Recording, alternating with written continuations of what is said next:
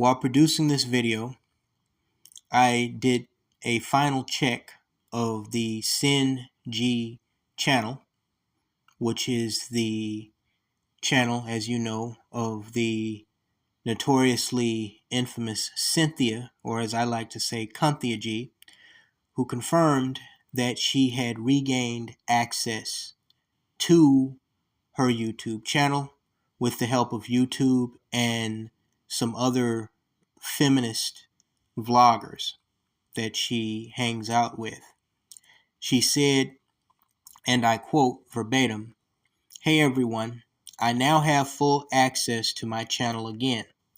I was definitely hacked, but YouTube did work diligently to get my channel out of the control of the hacker and back under my control. A special thanks to Themis Thoth and Real Talk with Yanni, who were very instrumental in getting YouTube to speed up the process of getting my channel access back. Thanks also to everyone who emailed me and sent me messages on Patreon to let me know that my channel was hacked. I appreciate all of the support, and we will not resume business as usual." Pay attention to the last 6 words that she said in her final sentence. We will not resume business as usual. That will become more relevant in the video that you are now about to view. Stay tuned.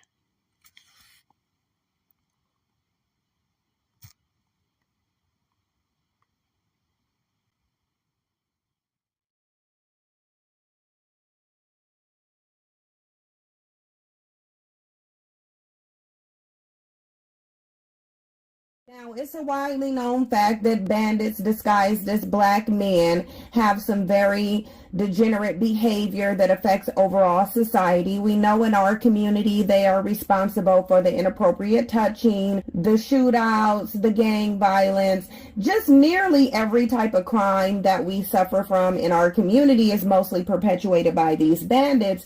And bandits are needing excuses for all of their degenerate behaviors that they engage in. And one of the most profound and degenerate behaviors you can engage in is abandoning your children. This is one of the things that I'm telling black women that we need to consider when it comes to birthing children, because what's been going on for generation after generation after generation is that black women have been birthing black males into existence. They've been turning out the way they've been turning out. They've been engaging in criminal behavior and other forms of degeneracy, and then they use their various means of media to propagandize and scapegoat black women. Larsa, as a woman of no color, is doing what women of no color do, which is go towards wealthy black men in order to extract wealth, because they cannot do that in their community where they have to compete with other high quality women of no color for the wealth of men of no color. Men of no color also do a very good job of protecting their wealth. Black men don't, because at the end of the day, whiteness is a commodity to black men. It's not to everybody in the white community who possesses whiteness. So these women know that they can go over to a black man who will praise his whiteness, whereas if she's trying to be with a wealthier man of no color, she's going to have to compete with the other women whose whiteness isn't being put on a pedestal. And so Larsa is doing, quite frankly, what she should be doing. If bandits are going to run around wallowing in self-hatred and glorifying whiteness, then why wouldn't women of no color take that as their opportunity to extract wealth from them? But bandits are still promoting this notion that they are the most active fathers. And they're getting this from the CDC, where the CDC did a self-reported longitudinal study on father activities and who was the most active fathers. Now, the study said that when these bandits choose to be in the home, based off what they reported themselves, they are the most active fathers. And now you have bandits running around complaining about single mothers mothers and how black women ineffectively raise their male children as single mothers while simultaneously claiming to be the most involved fathers who are in the home. Now, we already know that bandits are not in the home, but if they were in the home, that's a bigger issue, because it means that regardless to your presence, whether you're there or not, the outcome of your children, the male ones, is going to be the same. The reason I'm saying it's the male ones is because black women are already proving that they're more resilient. Black women can ignore this fact that there's something innately wrong with these bandits, but the fact of the matter is they're going to keep getting exposed, and the people who are mostly exposing them is the very preferences that they use to weaponize against black women. Is that you have these economically disenfranchised, maladapted, expendable, nothing ass bitches who are rebranding themselves as the passport bandits, sitting up online talking about how they're a prize, and they literally can't even afford to be a prize for anybody else, nor can they afford to go to another country and get another woman that they may deem to be a prize.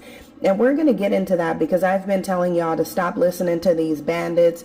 The reality is these bandits are failed excuses for males. Note that I didn't say man because there's a certain standard that comes with manhood. And these bandits do not live up to it, cannot live up to it, and will not live up to it because they're not smart enough to look into the mirror and see that the problem is themselves.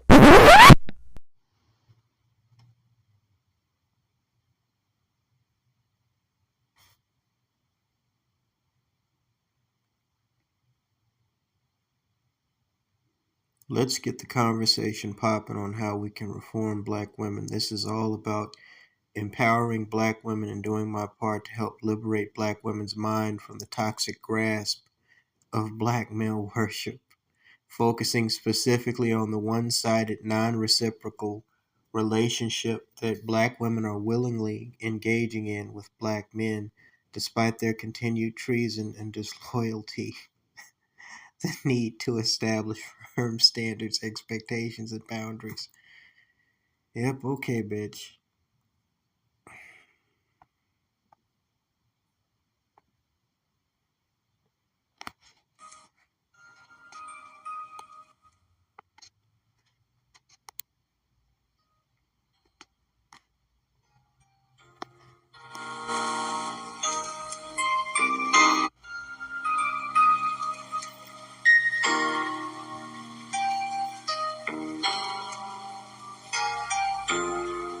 Damn, that's sad.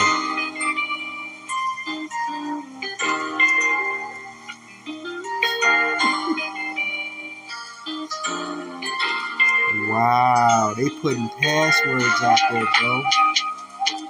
Damn. Are they showing you how they hacked the channel? Holy shit. Man, I feel sorry for these content creators out here trying to make a living on the internet, dude. I feel sorry for y'all ass. At any given time, your bread and butter is subject to some random asshole that's mad at the world because they ain't a millionaire.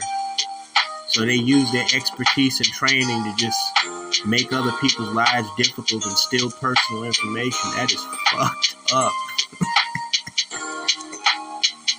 I feel sorry for you motherfuckers that trying to make a living on the internet, bro. That is a risky fucking business, my nigga. God damn, they got this chemo bald head bitch. They got this chemo patient fucked up. God damn. Well, I guess I can take solace in the fact that if my channel does ever get hacked, I ain't gotta worry about losing no fucking revenue.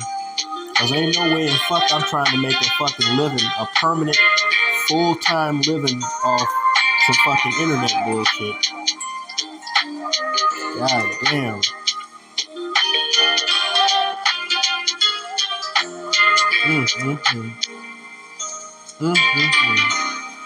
Somebody got CunTHiaG's channel, bro. That is fucked up. God damn.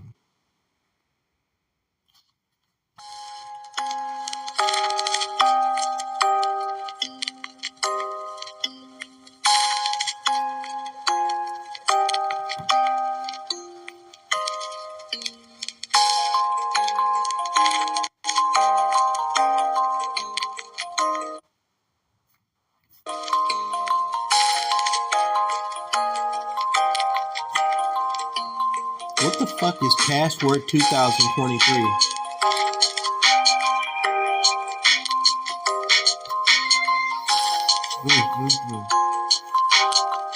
Shout out to the Grand Theft Auto players. I still play Grand Theft Auto 5 and 4. Anybody still play Grand Theft Auto? That's my shit right there, bro. Boy, the internet is a dangerous place. I found out the hard way last year. The internet is a dangerous place. You think you're safe just because you're behind a computer screen, my nigga? Damn.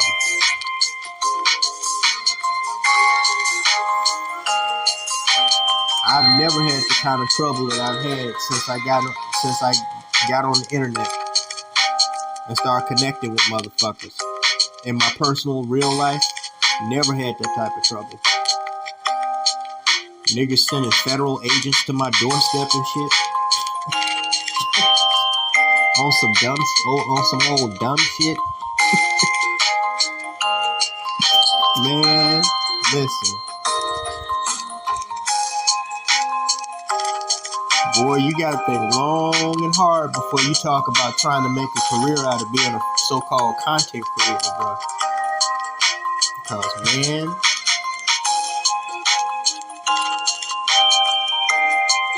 this nigga up here playing video games on CunTHiaG's channel, my nigga. Hell no, my nigga. These motherfuckers playing video games on CunTHiaG's channel and got a black male character. Hey, y'all. They got a black male character. They're hacking the video game.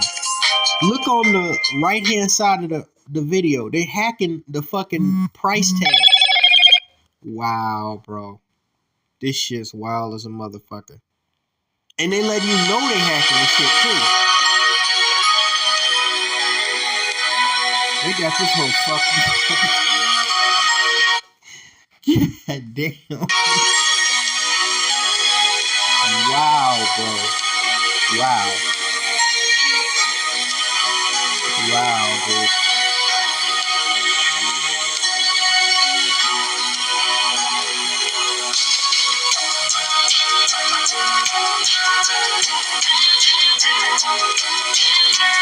Damn, bro.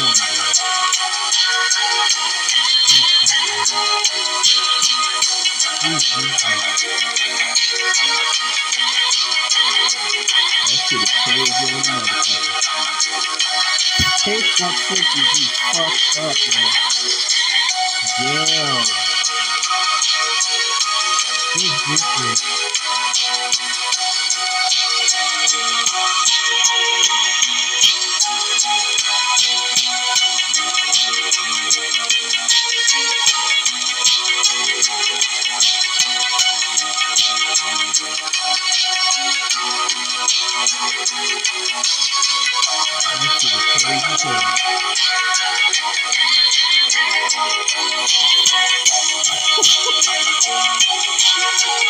Got a fucking blonde white bitch with a golden rocket propelled grenade, y'all. In some lame ass fucking video game. That's cheap as hell. They got people playing video games and CunTHiaG shit. I can't get over this shit, man.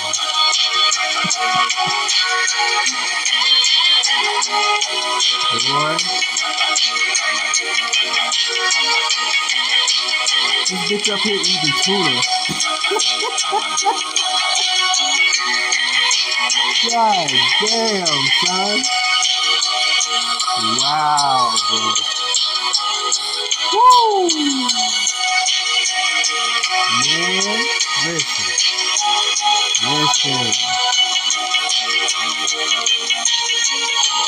Find a real job.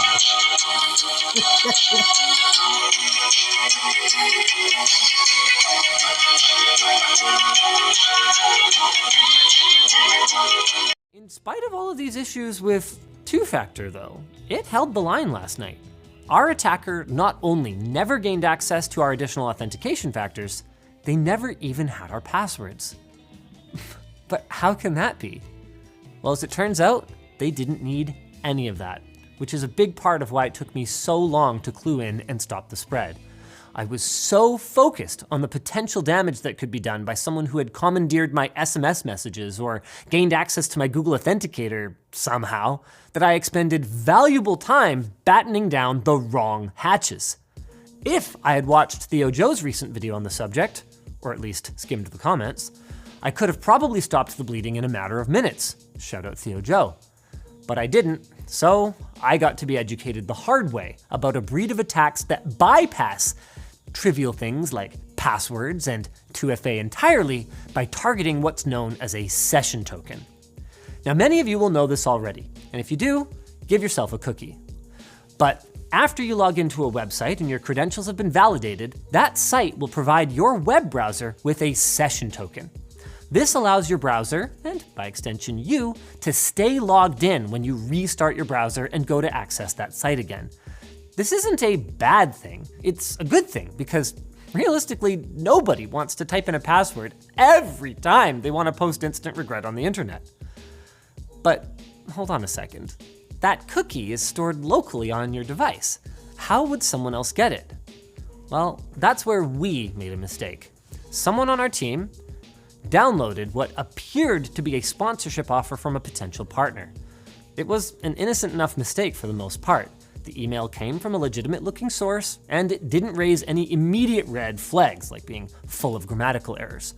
So they extracted the contents, launched what appeared to be a PDF containing the terms of the deal, then, presumably when it didn't work, went about the rest of their day.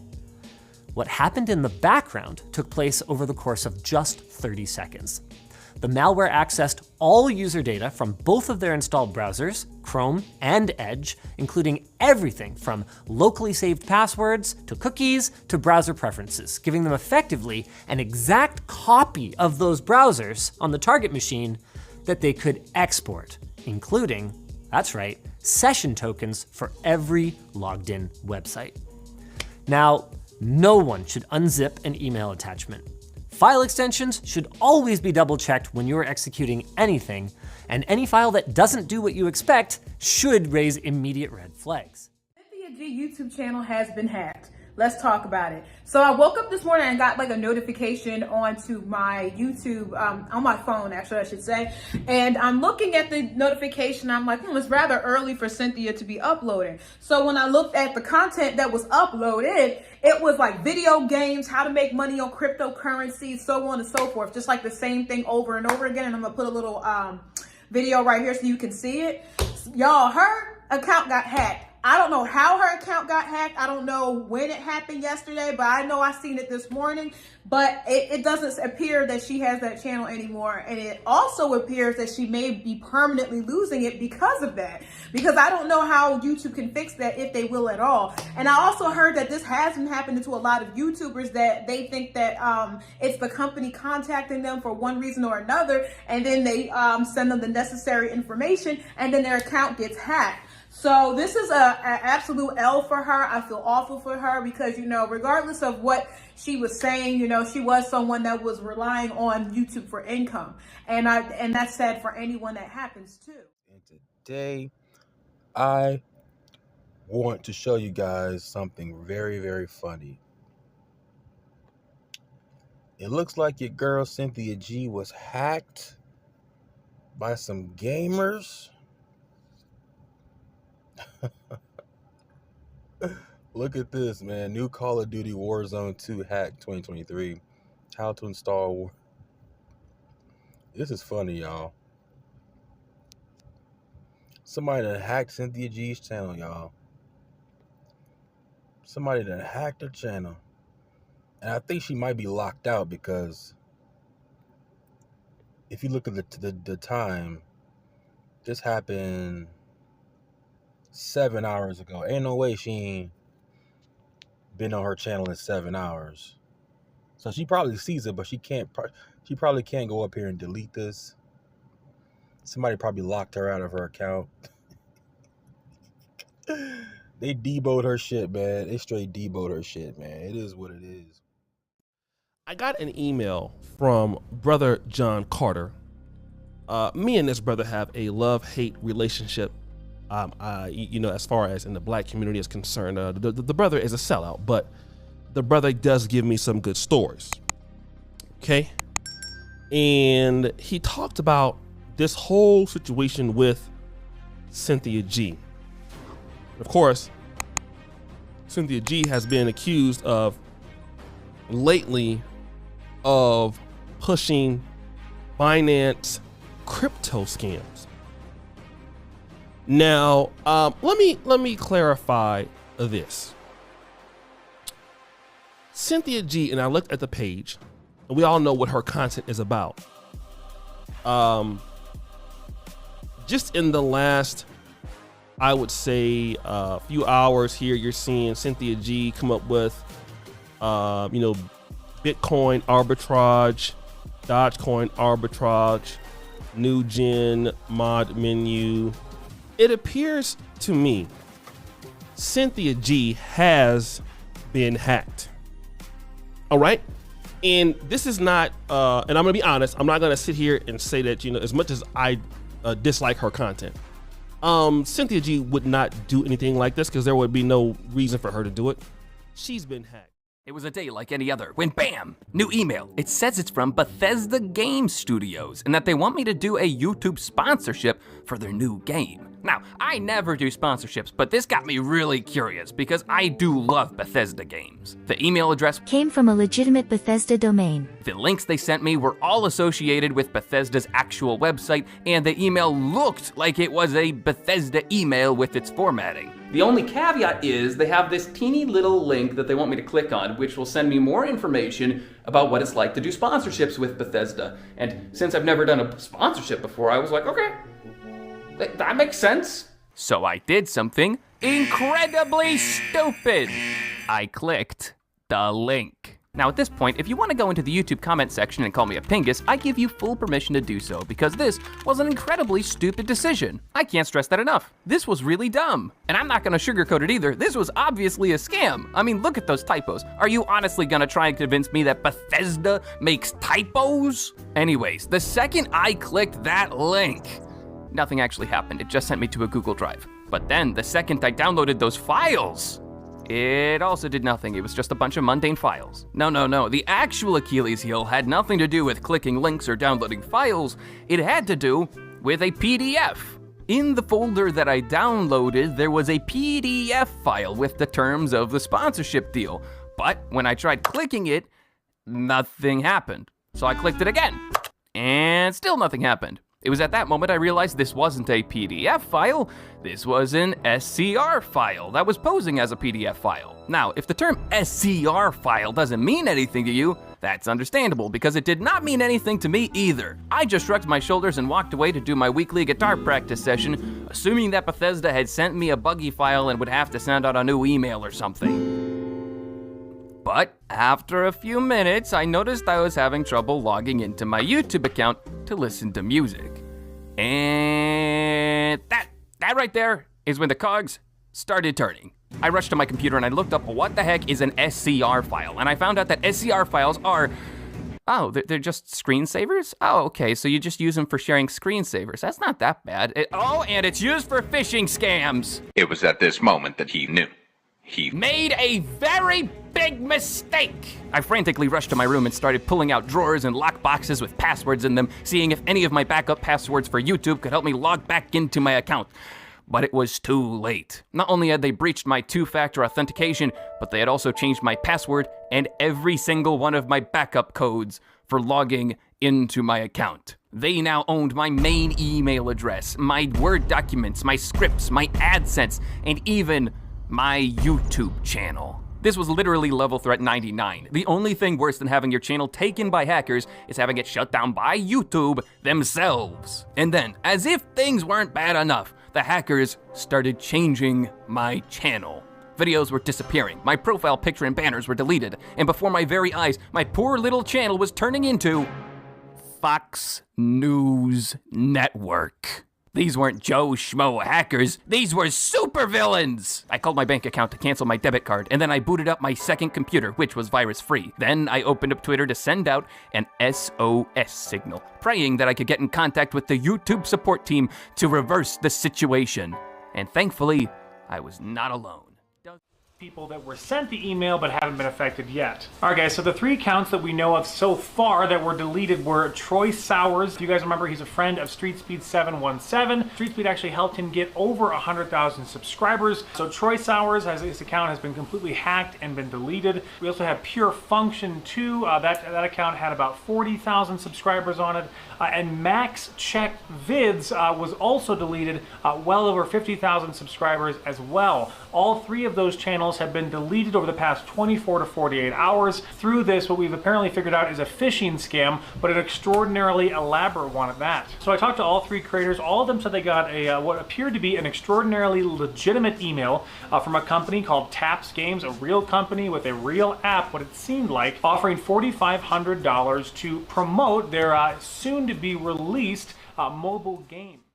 Creators had long back and forth email conversations with this supposed representative from Taps Games, talking about price, talking about, what they wanted, and essentially it came down to a couple things that we're going to try to focus on to give you guys a better understanding of what occurred. So well into the email chain that these creators had with the supposed Taps Games, essentially they agreed upon the price, $4,500 would work, we'll talk about your game for 45 to 90 seconds, that's very, very standard stuff in the YouTube community. So we get these all the time, a lot of the advertisements that you see us talk about, even on this channel too, come in a very similar format, like here's our price, we'd like you to do a 45-second integration ad, and we sort of work from there. So a lot of these advertising companies will send you promotional material, nice shots of their game, pre-recorded clips, things that you can basically put into a video and then voice over afterward. These guys offered this particular unreleased promotional footage to use in the advertisement that was supposed to be forthcoming for the channel, and essentially, as soon as these guys clicked on the link that was supposed to take them to the unreleased promotional material, a lot of weird things happen. Essentially, it comes down to a couple things, but it's very complicated. It seems that once they clicked on the link for the promotional material, they got a message saying that their account was under attack, and they were able to go through 2-step verification process to get their, change their account password, all that kind of stuff. But as soon as they changed their password, it seems like this phishing scam captured the changed password on the 2-step verification process and essentially then got control of their account and deleted it within minutes. 3 trash bag Dusty, 3 trash bag Dusty, 3 trash bag Dusty. Who's the 3 trash bag Dusty now, bitch?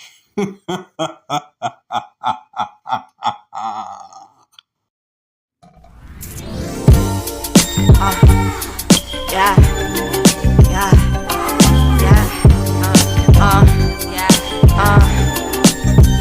Henny F, yeah,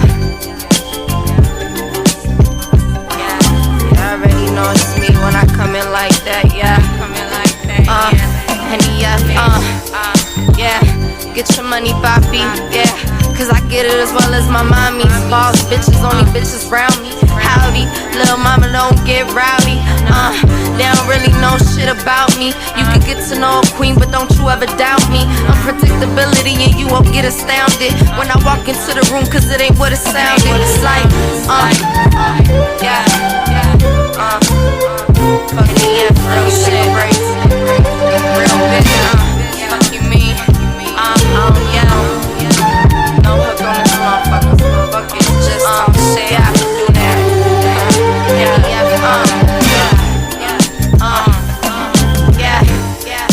no hook on this motherfucker, no undercovers, they be all undercovers, pillow talking bitch, I don't do that, no, I ain't never snitch, I'll take a L, revenge will be a bitch, it'll link you to some karma, I just want the dollars, niggas always tryna holler, tryna find love, honey get your money up, get a little buzz, I'm a little buzz, what the fuck is up, gang, all the pretty bitches know my name, and I know the game, I'm the player you don't wanna play. Yeah.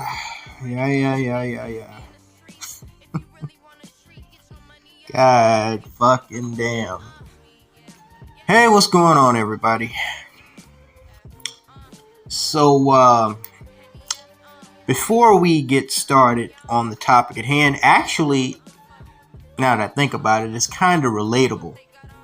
About a week ago, I was discussing with some brothers behind the scenes that I was thinking about setting up one of my alternative channels to do like pay-per-view and possibly get one of those alternative channels monetized. Now, I know that ScrewTube, the way their algorithm works, they've already demonetized this channel. It was one of you guys that asked me a while ago what happened to the super chat on my channel, and they took that down a long time ago. And it wasn't, the funny thing was, it wasn't because of my content. YouTube backed off of severely censoring people's shit a long time ago. What it was that they were claiming that I was using too much copyrighted content in my video edits.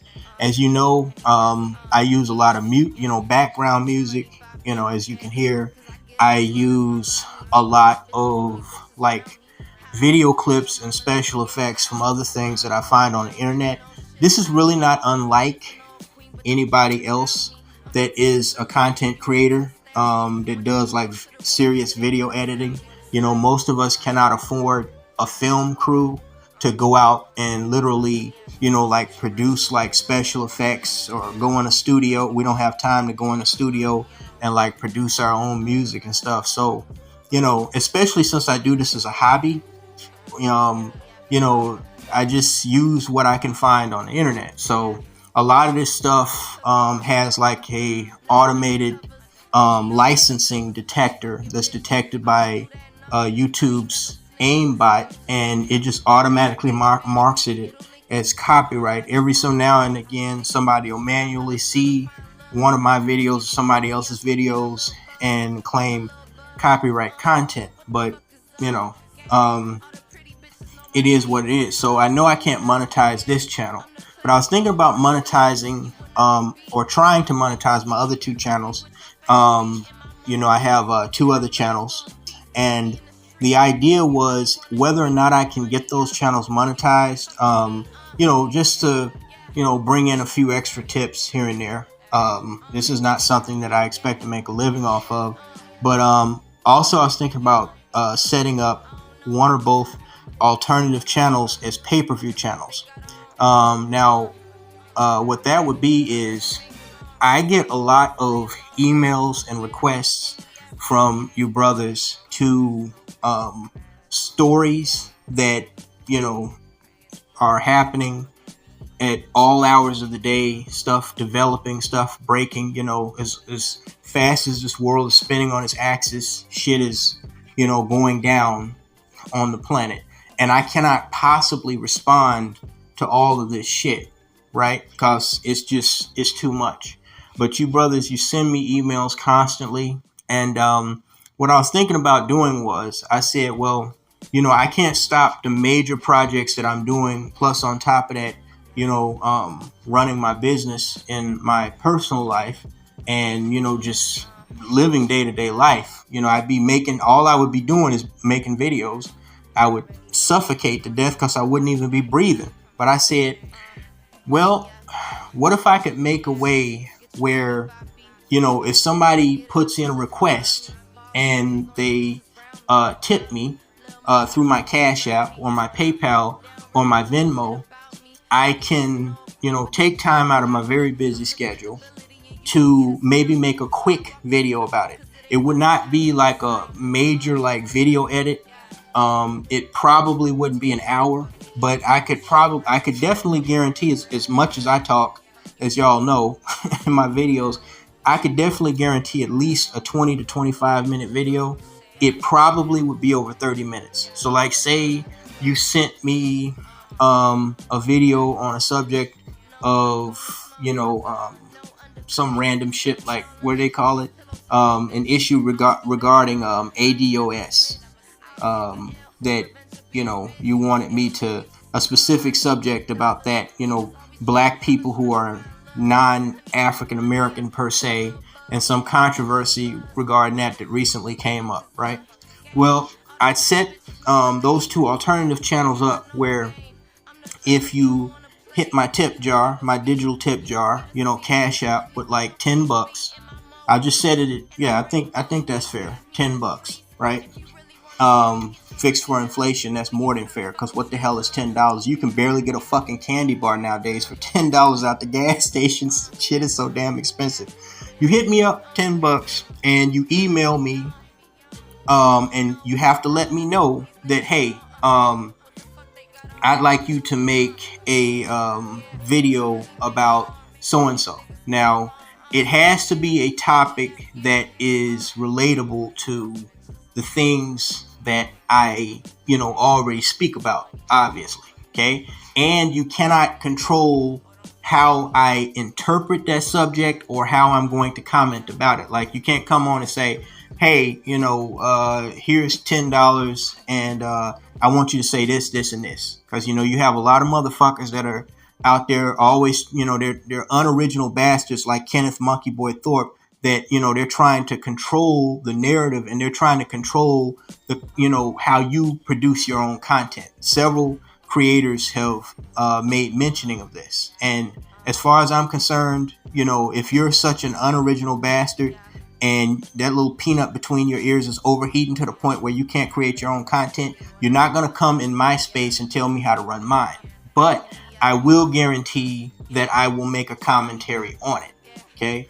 I haven't done this very often. The last time I did it for free, it was a brother asked me to do something on the Moynihan report. That was a couple of years ago. And I did that for free.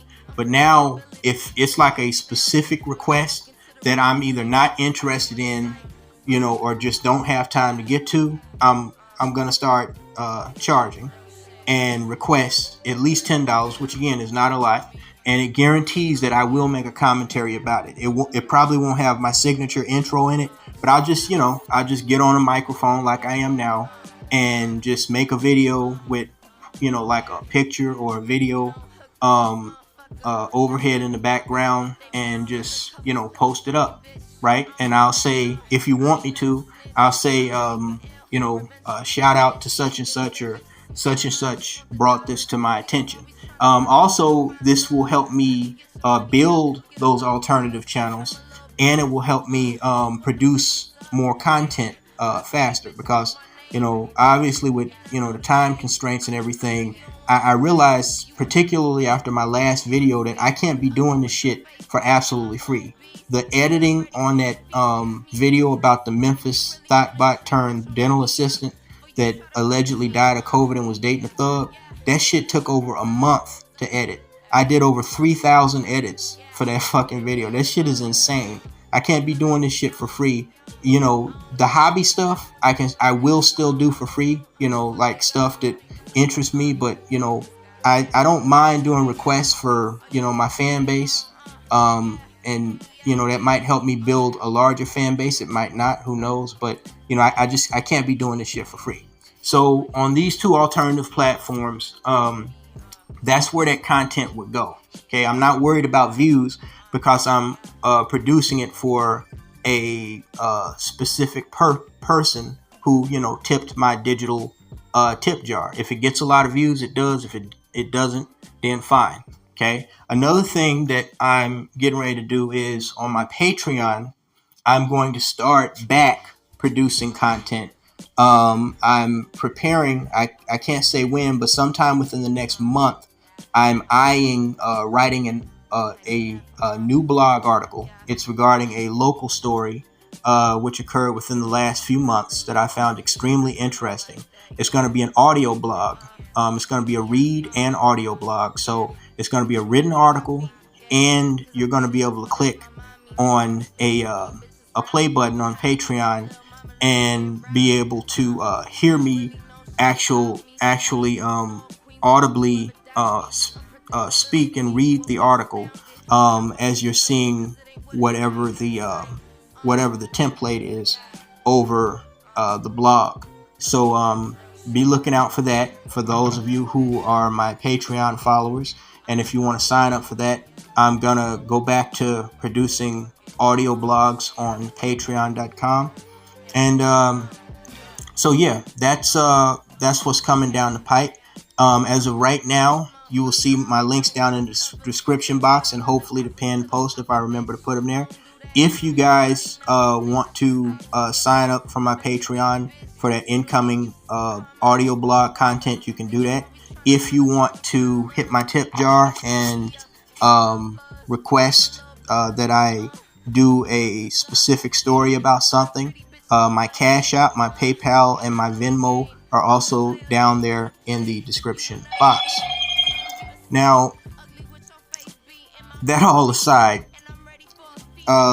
this is kind of ironic that I would be talking about this issue at the same time that I'm making a video about the latest bullshit that CunTHiaG has found herself in. Now, first of all, let me just set some things straight here, okay?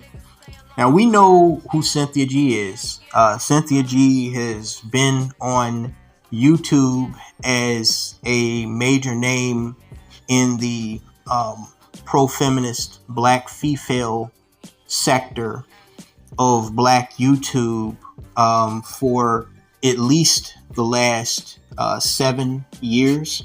From what I understand, she had actually had a smaller channel before that, a few years before she made a revisit to ScrewTube.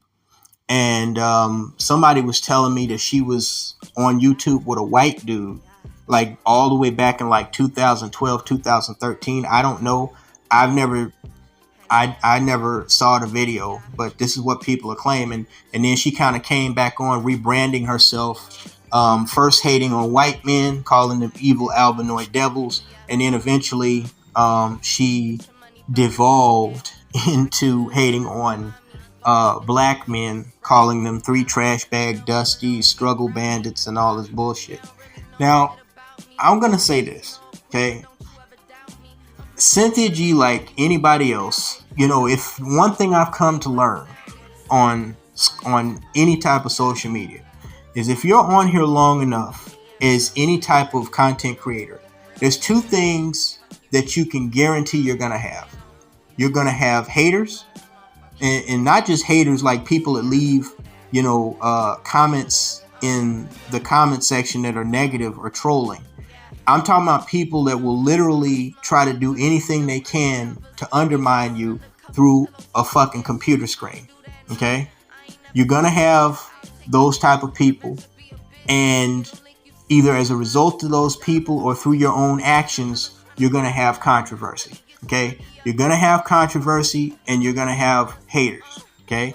You will probably, amongst those haters, you will also have double agent spies that feed information to other people that are your adversary, and just all kinds of shit is going to happen. No matter how big you are, no matter how small you are. My channel is and has been for a long time very small. I've never had over 5,000 subscribers, and quite frankly, with the amount of shit that these goofballs that have 100K plus channels get themselves into and find themselves encountering, I'm actually glad that I'm not a big ScrewTuber, because I've had enough bullshit come my way, especially in the last couple of years. But this also speaks to the importance of being able to separate real reality from virtual reality. Okay? See, I've spoken to y'all on several occasions, and I've told you guys that it does, what people try to come at me with on the internet, maybe it was a little more, maybe I was a little bit more involved in it when I was younger, in my 20s. But nowadays, it does not faze me. It doesn't bother me. One of the main reasons why most fools that, call themselves hating on my dog collection, one of the reasons why they don't try to shame me about it is because they know that it does not embarrass me. It doesn't bother me, right? That people know this. If it did, I wouldn't have released the information. Again, you only know this information because I gave you that information, okay? it does not faze me because I know, number one, an overriding majority of these niggas are cowards. They're not going to come to your doorstep and do anything. And if they do, they're going to be in for a very rude awakening, fucking with me. Okay? I mean, y'all have seen, I'm not talking shit. You know my history. You've seen the stuff that I roll with. I'm not worried about that. Okay? And number two, actually, because of number one, I realize this is not real reality. Okay? Does the internet connect people, from, all over the world, different cultures, creeds, religions, different states? Yes, and people find their way to certain little groups and communities on the internet that they relate to. That's both. It's a great thing, that the internet has innovated what we call modern day society in this way. But at the same time, there is a price to be paid that comes with that. Okay, but nonetheless, this is the fucking internet. Okay, it's not gonna reach out and touch me unless I make the mistake of connecting myself with a specific individual or group of people where what I'm doing can actually be termed as an organization or an entity. Okay, and then I allow free access by just about anybody who claims to be this or the other to the resources of that organization or that entity. Okay, this was the initial mistake that we made with FS Avenger. Okay, that thinking that just because all black men that come to this site have a particular disdain about this or the other, about society or black females or whatever, we can just let anybody upload on the website, right? That was obviously a mistake, because I'm thinking that these guys just want to blow off steam and let the world know how they interpret a world that seems to have no problem with disenfranchising and otherwise shitting on them, and exercise their First Amendment right to, while doing so. Okay. But what I conveniently forgot was that, you just don't know these people on the internet. Okay. You don't, just because they're speaking one way or the other, that doesn't mean that they're mentally stable. Okay. And then that on top of, that, because that was just a cherry on top. Then on top of that, you have, the lack of funding to help the website stay up.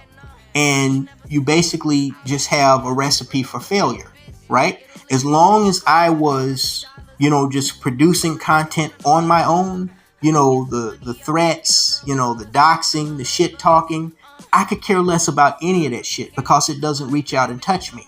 Okay. When you try to connect with other people to try to build a brand or develop something, that's when shit goes south. Okay. That's why no matter what organization you're talking about, good or bad, I don't care whether you're talking about the Red Cross, the NAACP, or on the other side, Al Qaeda and ISIS, wherever there is a group of people, doing something in an organization or a network, it's easier to infiltrate that group, and it's easier to destroy or undermine what they're doing. Okay.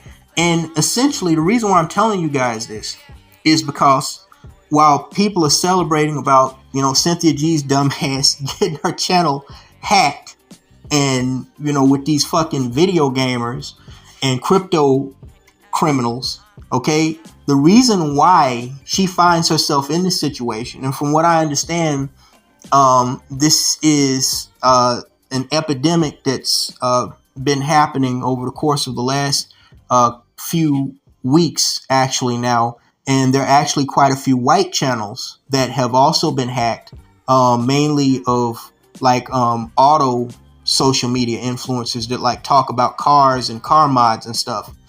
The reason why CunTHiaG finds herself in this situation is the same reason why, and I'm going to say this, and people are going to agree with it or they're going to disagree with it. It's the same reason why a lot of these channels get as big as they do in the first fucking place. Okay? Let me explain. So, a lot of people think that when you see a channel like CunTHiaG's, right, or Paris Milan, or even Kevin Samuels, okay, you think that this person just made a viral video that, you know, turned people on to their channel, and, you know, they started getting more subscribers and more likes, more clicks, more views, more traffic came to their channel, and they just made other videos that became viral, and, you know, viral video after viral video. You know, they built their channel up to where it is today, a few 100,000 subscribers, or in a Kevin Samuels case, or some of these white content creators like Just Pearly Things case, you know, they have several million subscribers. But in reality, okay, having a viral video or having good content, you know, such as myself, is nowhere near what it takes to build a huge channel and gather a huge following to the point where you can actually make a living off of this shit. You understand, bitches like CunTHiaG, no matter what you think about her, okay, this bitch, from what I understand, when her modeling career failed back in, you know, her heyday, you know, when she was in her sexual prime, she was working some type of office job. She was a corporate American hood rat in Washington State.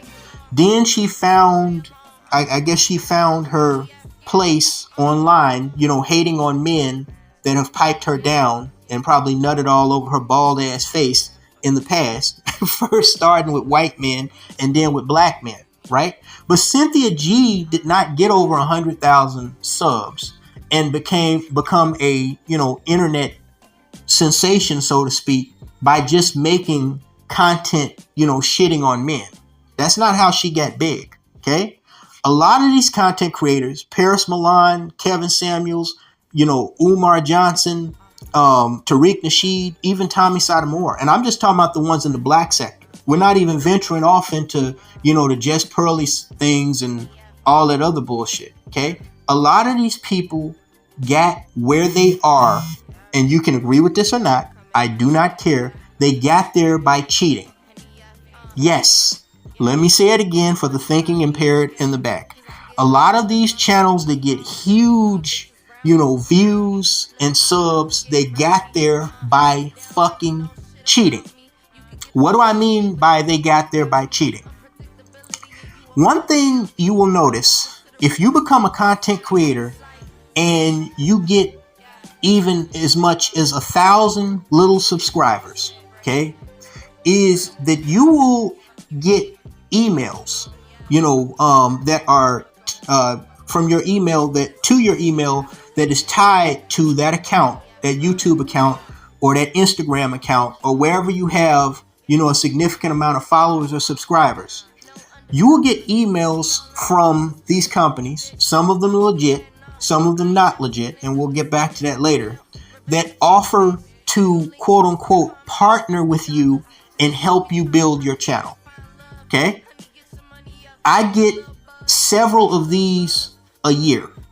Back when I had my original YouTube channel, Brian Too Bad TV Solange, for those of you who were around between 2014 and 2017, before it got deleted in that Simone 5 Tricks hit list charade, you know, with them bitches, you know, flagging channels to YouTube. Before that, okay, I was at about 5,500 subscribers, and I was growing. I was on my way to 6,000 subs. Okay, these companies would contact me and email constantly, and asking me to partner with them and how they could help me get more subs and more subscribers, and some of them even openly admitting that they knew how to manipulate AI, the YouTube algorithm, to make it, recommend my videos more often. That's what people don't understand. The YouTube algorithm determines whose channel is going to be extremely popular and whose channel is not. Okay? If the YouTube algorithm, you know how when you wake up in the morning and you come to YouTube, and the first thing you see before you go to your favorite content creator's channel is you see the home page. And on the home page is a series of videos that YouTube just randomly selects for you to watch. Now, you may watch them, you may not watch them, right? But since that's the first thing you see, and because we as human beings are visual creatures, okay, there's a good chance that at some point you're going to click on at least one of those videos. And keep in mind, these videos a lot of times are based on your watch history. So they're not completely random. They're usually, closely related to topics that you've already watched, but they're not necessarily from creators or videos that you've or video issues that you've watched or looked at before. Okay. So understand that, and some of these videos that are on the home page, they can be as recently as a few minutes ago, or they can be as far back as 5 years ago. Okay. The YouTube algorithm randomly selects stuff to put on the home page. Okay. And when people click on that, it automatically drives traffic to certain channels, like police activity. That's one that I look at a lot, where you get to see cops like gunning motherfuckers down through their body cam and shit, right? That channel is fucking huge, right? They get several million views per video. Okay. But how did it get like that? They didn't just get there, overnight by just posting, police body cameras.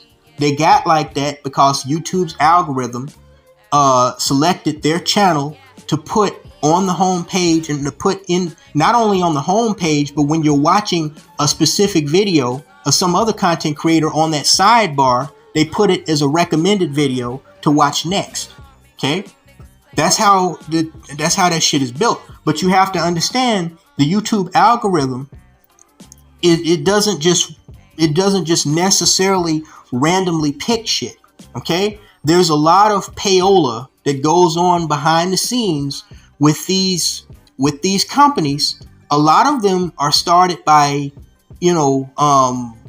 hackers and people that used to work for Microsoft or Google or YouTube, and they either quit or they got fired, and they figure that they go out on their own and venture out on their own and figure out a way to leech off of the system that they learn the intricacies of while working for these big tech companies. Okay, and they start these so-called partnering programs, right, where they help you build followers, create an imaginary subscriber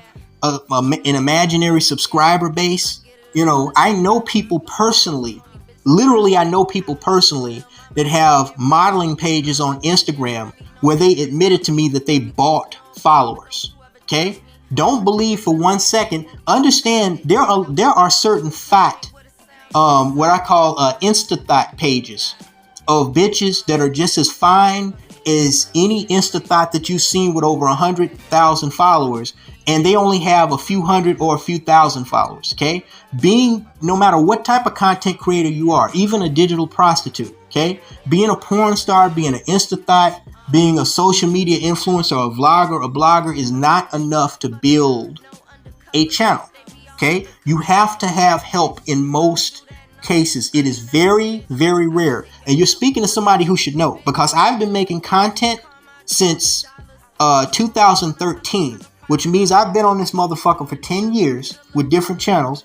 I came into my own as Brian Solange in 2017. Again, I've never had over 5,000 subs. Any one of these bitches, even the lower echelon motherfuckers, like that little bitch Grandmaster Troll with his constantly smiley face looking ass, any one of these people that has over 10,000 subs, okay, I can guarantee you almost 100% likelihood that they are fucking cheating. Okay, they click on these emails of these companies, or they go to a company or an individual that can help them, that can quote unquote help them build their fucking channel.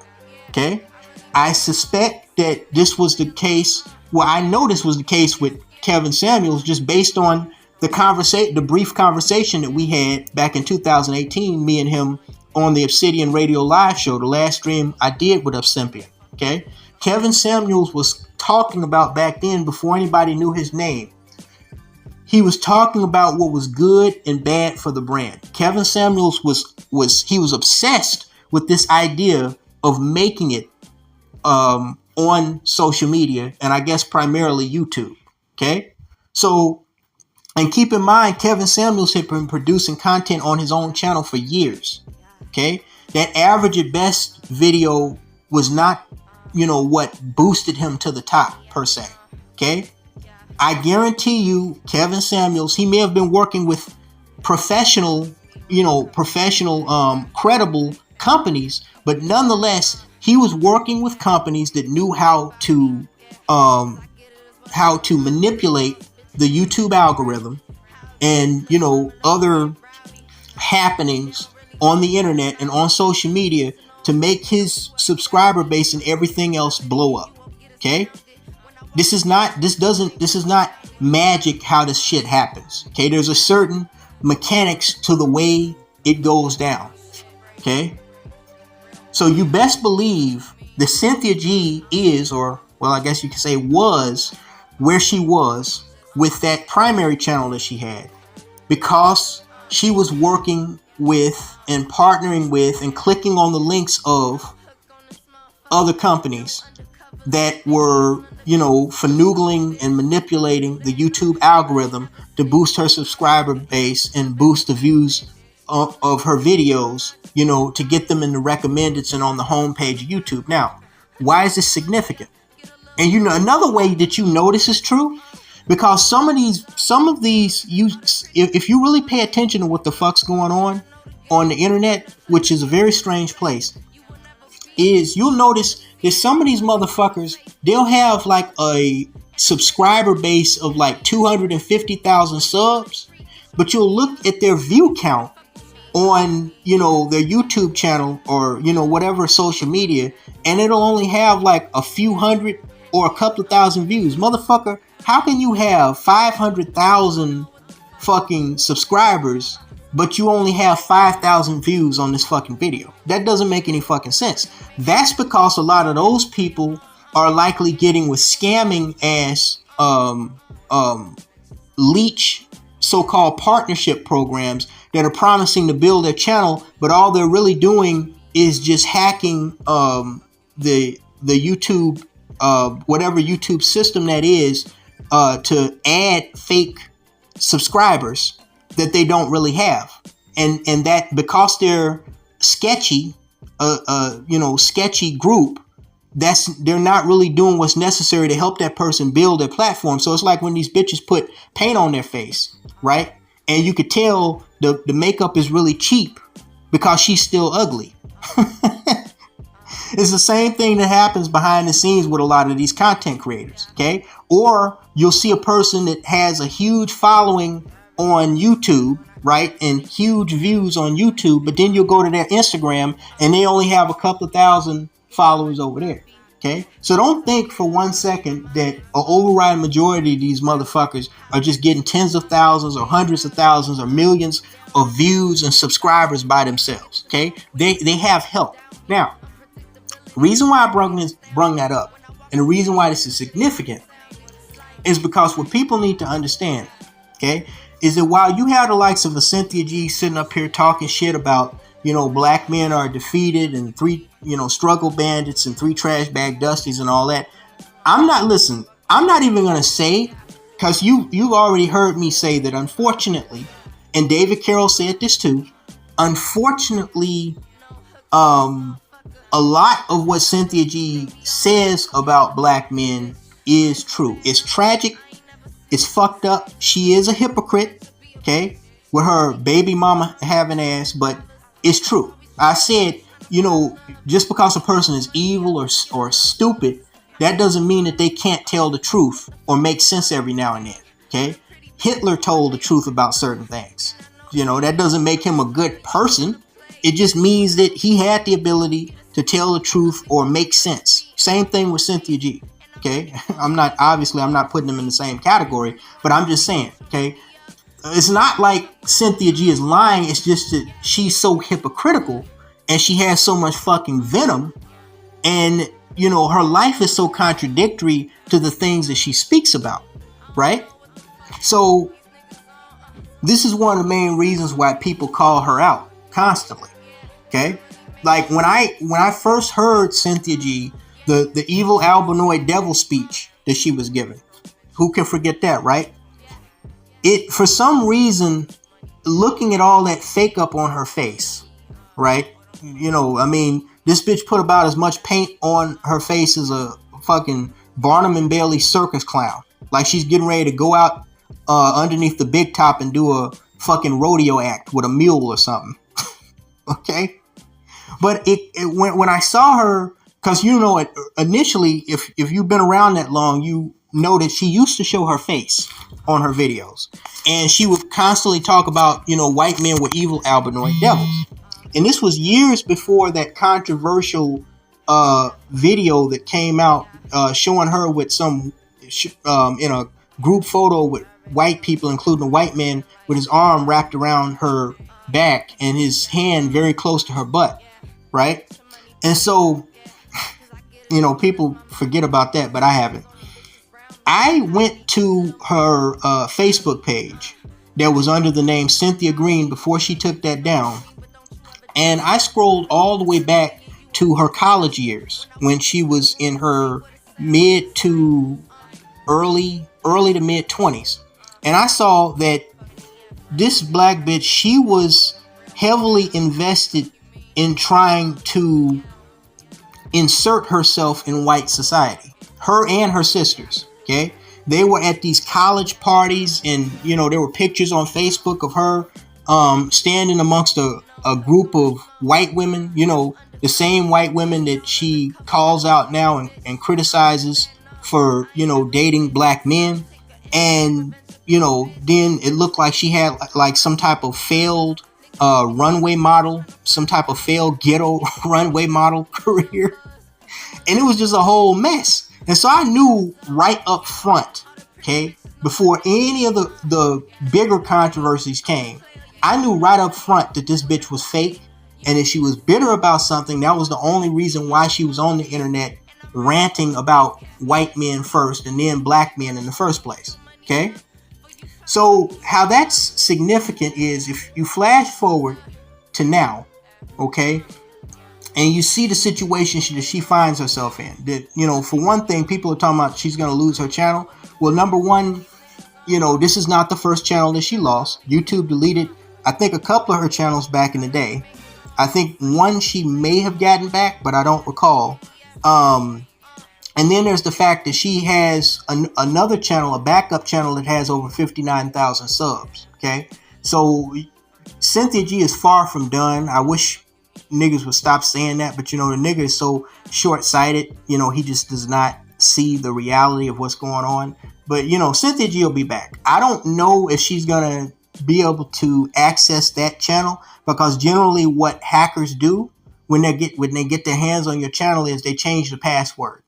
Okay, and they do other things to use this very security system that's supposed to protect you, to lock you out of your own shit. Okay, but all that being said, okay, there was somebody who did a video that explained how it was a white content creator. He explained how this latest hack that's going down is snagging a lot of these YouTube content creators like CunTHiaG. And he explained that what's been happening is they've been sending emails, like the ones that I told you I get from time to time. I don't get them as frequently as I used to, but I used to get them I get like 2 or 3 of them every month. When my shit was really jumping, I get like 2 or 3 of them every fucking month, right? And so he said that what happens is the content creator they actually have to click on that email, right? And then they have to click a link where the person is offering to, like, benefit them by helping them either build their channel or by paying them to run an advertisement, right? That's another way that a lot of these people not necessarily build their channel, but a way they make money outside of Google AdSense dollars. They, agree to run ads on their channel. That's something that, as you know, I've never willfully done.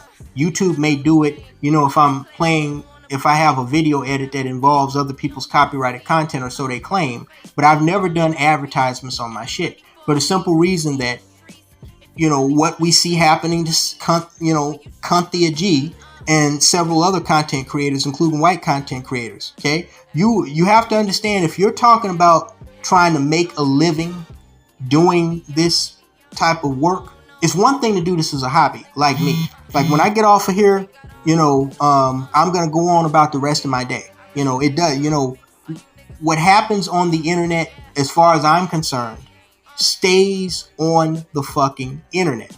But these people, they have their entire lives and livelihoods invested in, social media. Okay. This is literally a living for CunTHiaG. Okay. She's getting Google AdSense dollars, plus she's running ads. And anybody that's running ads off their shit, they're definitely clicking on email links and, agreeing to get paid by, certain companies, most of them legit, but, some of them are hackers, as she now found out the hard way. And that's how they're making money. Okay. The dangers of that is you are just one hack or, one channel deletion or one so-called culture cancel away from losing not only your channel and your popularity, but losing the way you feed your face. Okay, understand that I doubt it. I really doubt it. But if this losing this channel, because from what I understand, she may not be able to get this channel back. I'm sure she's working with ScrewTube to remedy the situation. But from what I heard, there were white ScrewTubers that were much bigger than her, that had like automotive channels, that like their channels, once the hacker no longer had use for the channel, or once YouTube started trying to get the channel back, the hacker, since they're at the controls, they just deleted the whole channel. And once they permanently delete a channel, there's not really much of anything the content creator or YouTube can do about it. Okay, so if CunTHiaG can't recover from this, and I honestly think that she probably will be able to recover from this, simply because she has a name, and she's just going to go back to doing what she does. You fight how you train. She's going to go back to running ads and working with these shady partnership companies. And like I said, she already has a backup channel that has over 59,000 subs. But let's just say for this bitch, worst case scenario, she can't recover from this. Okay, that's gonna mean that eventually her revenue, even unless she's getting significant revenue from those alternative channels, that means that her income is going to drop, to the point where it may even flatline. Okay, what happens when your income flatlines? Because if you're a working class person, one thing you understand about income is cash flow is like blood flow. It's like the blood flow of livelihood. Just like blood flow is, the necessary system through which we actually live in this body. Cash flow is the necessary system. So-called capitalism is the necessary system through which, we thrive in this world. Okay. So it's not enough to just have a pile of cash, because your pile of cash is constantly going down because you have bills to pay. If you're a big spender, like a lot of these dumb bitches are, you're going to be spending money on vacations and expensive cars, car notes, and going to the club, food, and all this other bullshit. So it don't matter whether you have $100,000 in the bank. Okay, if you're a spender, that's always going to be going down.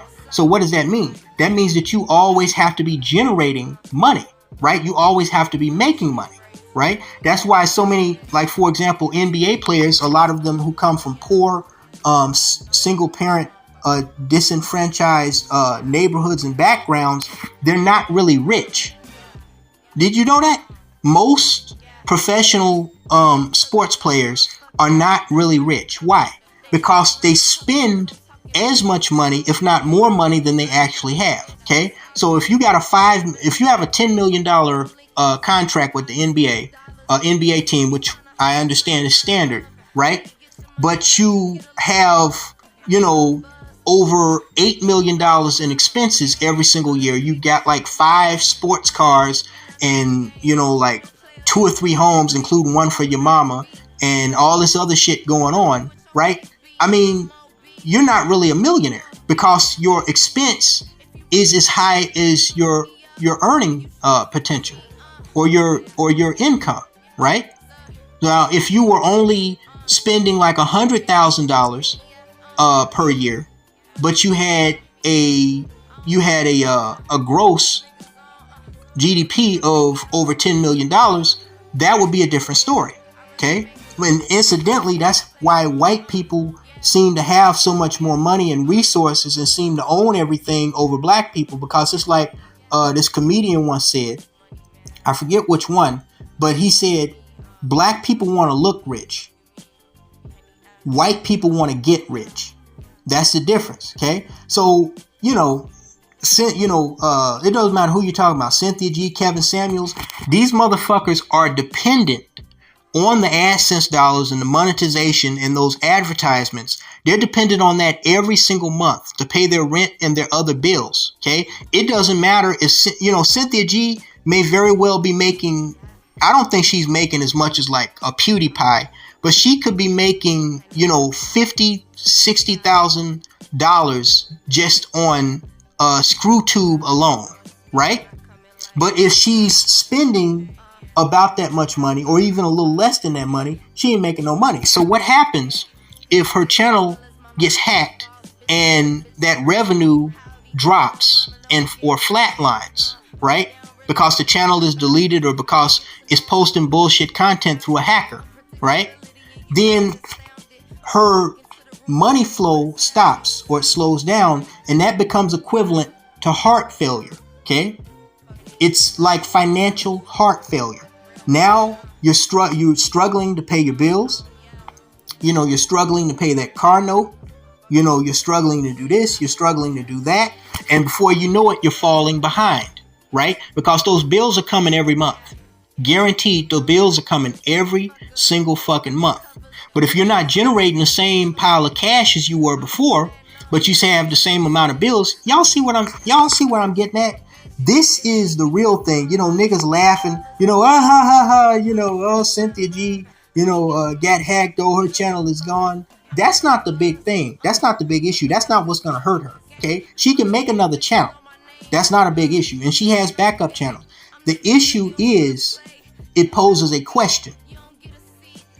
If this channel is truly gone, which was her main channel, due to some intentional or random hack, okay, can she get, number one, well, I just realized something. She's not gonna even be getting the revenue, because if they have access, that's the other scary thing. If they have access to her channel, then that means they can finagle to get access to whatever debit card or bank card she has that's connected to the Google AdSense program, right? And they could probably redirect or reroute those funds to their own account wherever they have it. Okay, so she's likely going to lose the revenue of that channel. Okay, even if she's still receiving revenue from that channel, it would probably be in her best interest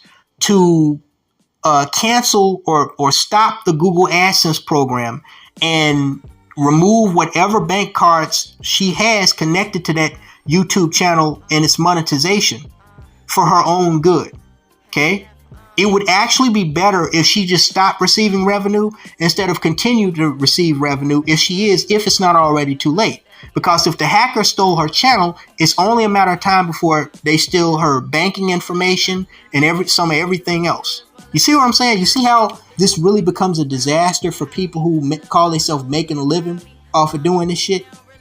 This is why, and this goes back to why I said that, while I am, gonna start doing pay-per-view content and I'm gonna start producing content on my Patreon, I never want to be in a position where I'm dependent on internet money. A lot of people are making a big deal about Bitcoin. I've been hearing that shit for more than a couple of years now. Bitcoin this, Bitcoin that. Understand, it doesn't matter really what you're talking about on the internet, okay? This is not dependable, nor is it, secure or foolproof money, okay? Any system on the internet can be hacked. Did we not just hear in the news a few weeks ago about some government agencies and hospitals, including Johns Hopkins, getting hacked from like Russian or Chinese hackers or something, right? Or North Korean hackers. This happens all the time, no matter how good the security is. Okay, and I believe I have a brother that actually works in the tech security sector that I speak with. Okay, he can validate this for you. No matter how good the security is, there's always somebody good enough or better that can bypass it. Okay, so it's one thing if you're doing this as a hobby and you're making a little money on the side here and there, for gas or to tide you over. But if you're doing this for a living, like CunTHiaG is doing, like CunTHiaG is doing, then you're really at a disadvantage, because at any given time something can come along, like a YouTube purge or a hacker, who is almost certainly likely to be a identity thief at the same time, and your shit is toast. Okay, say that CunTHiaG has some bills coming up, because we're approaching the end of the month. Well, by the time y'all hear this video, it'll likely be July 2nd or whatever. But if she has like rent to pay next month, unless she has something stacked up, and most niggas don't, because niggas are so worried about flossing and showing out to the world to pretend like they're rich. We see this on Instagram all the time. And, and that's another thing that's not talked about. These niggas that are, flaunting these lifestyles, especially these bitches, where they're going to the Caribbean, the Cayman Islands or whatever. These bitches are flying through money that simps are giving them, or that they're making through, OnlyFans or GoFundMe or YouTube or Instagram. They're flying through that money. Okay. And the problem with flying at a high rate of speed through anything is that you might either lose control or you might run into a barrier. And the faster you go, the harder the impact, the more damage it's going to cause. Okay. So, if anything happens where that cash flow stops, them bitches are back to receiving welfare and working at McDonald's. Okay. Same thing with these social media influencers, including, haters like CunTHiaG, making that fast cash. Something goes wrong where all of a sudden that revenue stops coming. And then it's like, you've been doing this so long, you don't know how to do anything else. What is this bitch going to do? Go back to working for a office temp agency like Spherion or something? And with her name, that's the other thing. When you talk as much shit as CunTHiaG, if she ever had to get like regular employment again, her face is pasted all over everything. So she wouldn't be able to get, a credible job in like Fortune 500 company or anything, because she's hating on white people, hating on niggers. You can do that and get away with it. But she's hating on white people too. So they ain't gonna hire this raggedy bitch if she has to go back into the workforce. So what is she gonna do? A person, and that's the other advantage to being a content creator that primarily does this as a hobby, and you know, you might make a little money on the side as opposed to doing this for a living. See, like me, I can survive controversy on the internet, which I have done and will continue to do. Why? It doesn't faze me. Why? Because it's not connected to my real life. It doesn't affect me because this is not how I earn my bread and butter. Okay. But when you're a person on that on a level of like a Jess Pearly Things or a Kevin Samuels, okay, you rely upon, you know, what you get from that content that you produce and from that channel or from that platform to live in this world. Okay. And when that gets cut off, it's like your oxygen or your blood flow getting cut off. You know, you're going to die out. That's what, incidentally, that's what that goofy ass Korean dude, Jun Lee, that's what he was fretting about so much. You know, the cancel culture thing. You know, realistically, I think he kind of shot himself in the foot. If he had just kept, I think he overreacted to black females making videos about him. If he had just kept making, you know, I love black women videos, he probably would have been okay because he's a non-black dude. But, you know, he was so afraid of getting canceled. And the reason why he was afraid of getting canceled after the Shayla Toby incident is because he was worried about that revenue and those AdSense dollars going down. Okay. And eventually he disappeared from ScrewTube. Okay. So we'll see if this is what happens to CunTHiaG. If it does, it serves her right. And this is the reason why I'm going to say it serves her right. It doesn't serve her right because, you know, another thing niggas need to understand, what's happening to her can very easily happen to any one of us. Okay. It's likely going to happen, if it hasn't already started happening, to big name black YouTubers like O'Shea or you know, Tariq Nasheed or whoever. Okay. Because basically all of them follow the same or a very similar program. Okay. Where they partner with other companies to help them build their platform and build, get their content more, you know, out there, more exposed. Okay. And anytime you're clicking on an email from some company claiming to want to partner with you or pay you for an advertisement, you run a high risk of getting hacked. Okay. So this is most likely how CunTHiaG got hacked. Understand that this does not just happen by itself. Somebody going to your channel and typing in your name and your password on ScrewTube, trying to guess your password, to do that by itself would be about as lucky as winning the fucking lottery. Okay, this is a process. Hacking, the ability to successfully hack somebody's account, even break into their bank account, is a process that often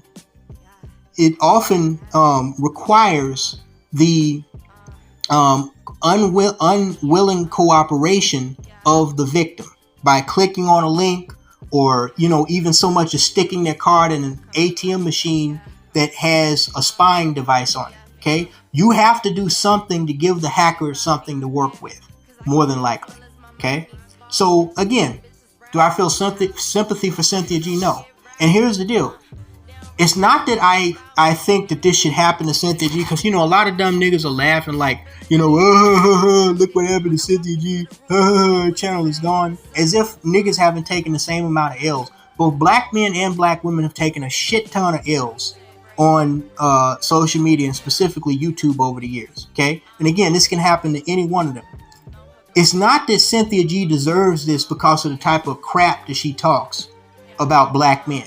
Okay, I feel like she has a right to say whatever the fuck she wants to say with her bald chemo patient head having looking ass.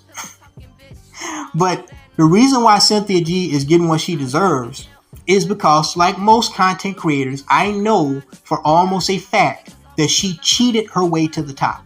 Okay, clicking on these fucking shit, these fucking shady ass emails from these sketchy ass companies and individuals. Okay, it was one of those emails that brought about her and several other YouTubers' demise. Okay, I always ignored those emails. Well, I just lied. There was one time that I clicked on one of those emails, and it was out of sheer curiosity. I just wanted to catch this person in their bullshit. They sent me this generic email and they said that they had viewed my content and that they were really impressed with my channel. And so they wanted to help me build my channel. So I actually replied to that email and I asked the dude, or I'm assuming it was a dude. I asked him, I said, really, what video of mine did you click on that interested you? Post a link. And he didn't respond.